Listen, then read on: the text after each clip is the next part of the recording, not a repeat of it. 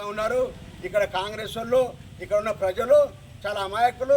మేము ఏది మాట్లాడితే అది ఇంటర్ అని చెప్పి అనుకుంటా ఉన్నారు. మేము ఒకటే చెప్తా ఉన్నాం, ఒకటికి 10 మాటలు చెప్తాం, 100 సార్లు చెప్తాం. నువ్వు చెప్పుతావు అనే భాష మాకు చెప్పక రాదు, కానీ మీ కమిట్మెంట్ ఏదో తెలియజేయండి. నువ్వు ఇచ్చిన ఒక్క దళితు నువ్వు చూపి భూమి ఇచ్చినవా? నువ్వు ప్రతి ఇంటికి ఉద్యోగం నువ్వు ఇచ్చినవా? కనీసం డిప్యూటీ సీఎం ఉంటే పీకేసారు కదా. డిప్యూటీ సీఎం మాకు ముఖ్యమంత్రిగా ఉంటే ఒక దళితుడు ఉంటే, ఒక దళితుడు ముఖ్యమంత్రి సీట్లో కూర్చోవడం మీకు ఇష్టం లేక వాడిని నెల 2 నెలలు కాకముందే పీకిన చరిత్ర మీది మీరు మాట్లాడుతూ ఉన్నారు.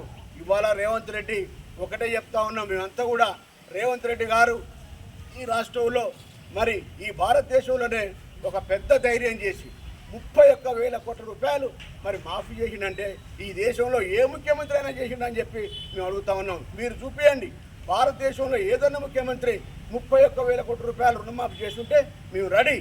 నువ్వు చేసినావు కదా రుణమాఫీ, నవ్వుకున్నారు. నువ్వు చేసిన రుణమాఫీ ఏందే? ₹1,00,000 ఇస్తే, ₹1,00,000 4 సార్లు ఇస్తే, తేపకు 25,000 ఇస్తే బ్యాంక్ కూడా ఏం చేసిండు? తేప ఒకసారి వడ్డీకి జమ కట్టుకొని ఇంటికి వెళ్ళగొట్టిండు. 1,000-2,000 చేతులు పెట్టి రైతులు ఇంటికి వెళ్ళగొట్టిండు. మీరు ఇచ్చిన ₹1,00,000 ఎన్నిసార్లు ఇచ్చిండు? 4 సార్లు ఇచ్చిండు. 4 సార్లు 25,000 ఇచ్చిండు. ఇచ్చిన సార్ల వడ్డీ లెక్క కట్టుడు, 150 చేతులు పెట్టుడు, లేకపోతే ఇంకో 2,000 కట్టుకొని ఆ 10 రెన్యువల్ చేసుకొని ఇంటికి వెళ్ళగొట్టేది. ఇవాళ మా ప్రభుత్వం బాజాప్తా 2 లక్షలు ఇచ్చి ఇవాళ ప్రతి రైతు కూడా మళ్ళీ 2 లక్షలు బ్యాంక్ ఇచ్చే విధంగా చర్యలు తీసుకొని 31,000 కోట్ల రూపాయలు ఏకకాలంలో జమ చేసింది కాంగ్రెస్ పార్టీ కాదా అని చెప్పి మీ సందర్భంగా అడుగుతా ఉన్నాం. అందుకే రవీంద్రరావు గారు తెలియజేస్తా ఉన్నాం, నువ్వు వాస్తవాలు తెలుసుకొని మాట్లాడు. కొన్ని ఇబ్బందులు ఉండొచ్చు, వాటన్నిటి విషయంలో కూడా కాంగ్రెస్ పార్టీ ప్రభుత్వం కమిట్ అయి ఉన్నది.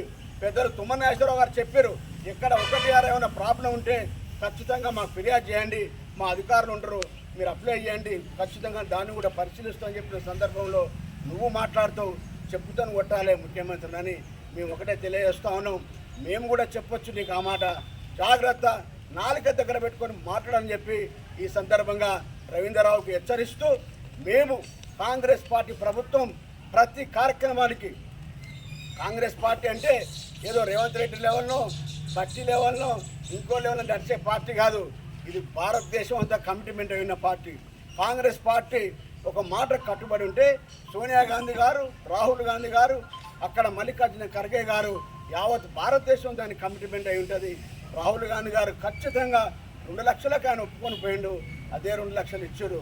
కర్ణాటకలో ఈరోజు కూడా ఆధార్ కార్డుతో ఫ్రీ బస్ నడుస్తుంది, దాని సంబరం తీసుకొని ఇవాళ కూడా కాంగ్రెస్ పార్టీ ప్రభుత్వం ఇవాళ నెలకు 250 కోట్ల రూపాయలు ప్రభుత్వం భరిస్తూ ఆర్టీసీని నడిపిస్తూ ఉన్నది. నీకు ఆ దమ్మున్నదా? నువ్వు మాట్లాడుతావు ఏమని? ఆడవాళ్ళంతా డ్యాన్సులు చేస్తారని. మీ భాష, మీ పద్ధతి చూస్తే మీదంతా మీరు డ్యాన్స్లో పోయి, క్లబ్లో పోయి ఎగిరేది పద్ధతే కాబట్టి మీ భాష ఆ రకంగా ఉన్నది. కాబట్టి మీరు ఇప్పటికైనా బుద్ధి తెచ్చుకొని చెప్పి మాటలు చెప్పి ఈ సందర్భంగా కాంగ్రెస్ పార్టీకి వెళ్ళి హెచ్చరిస్తూ, ఆ పార్టీ ఒకటి చిన్న తప్పులుంటే చెప్పండి, ఖచ్చితంగా మా ప్రభుత్వం సరి చేసుకునే సిద్ధంగా ఉన్నది. ఇవాళ హైడ్రా నడుస్తూ ఉన్నది, మనంతా దేశం అంతా చూస్తూ ఉన్నది. గతంలో నువ్వు ఎందుకు చేయలేదే ఎన్కన్వెన్షన్? నీకు దమ్ము ఎందుకు సరిపోలేదే? ఎన్కన్వెన్షన్ మార్కింగ్ అయి ఉన్నది కదా 3 ఎకరాలు కూల్చాలని, నీకు దమ్ము సరిపోలేదు. ఇలా రేవంత్ రెడ్డి మొగోడా కాదా? ఎన్కన్వెన్షన్ కూలగొట్టిందంటే ఇలా హైడ్రా పెట్టి యావత్ దేశం అంతా కూడా ఆశ్చర్యపోతుంది కదా. చెరువులు కుంటలను ఆక్రమిస్తుంటే వాటిని బేషరత్తుగా నా ప్రభుత్వం ఉన్నా బాధ లేదు, కూలిపోయినా బాధ లేదని చెప్పి ముందుకు పోయి ప్రభుత్వ ఆస్తులు ఎలా కాపాడుతుందంటే అది కేవలం కాంగ్రెస్ పార్టీ ప్రభుత్వం. మీ లెక్క ఎక్కడికక్కడి దొంగలకు సద్దులు కట్టుకొని యాడికొచ్చాడికి దోసుకొని, ఏది కాళేశ్వరంలో, మిషన్ భగీరథంలో, మిషన్ కాకతీయలను ఇంకో దాన్ని దోసుకొని బంగ్లాలు కట్టుకొని, ఏది ఫామ్ హౌస్లు కట్టుకొని ప్యాలెస్లలో ఉండే ప్రభుత్వం కాదు కాంగ్రెస్ పార్టీ ప్రభుత్వం. పేదల పక్ష ప్రభుత్వం కాంగ్రెస్ పార్టీ ప్రభుత్వం, నిజాయితీతో కూడుకునే ప్రభుత్వం అని చెప్పి తెలియజేస్తూ ఈ అవకాశం మీ అందరూ కూడా ధన్యవాదాలు తెలుస్తూ ముగిస్తాం.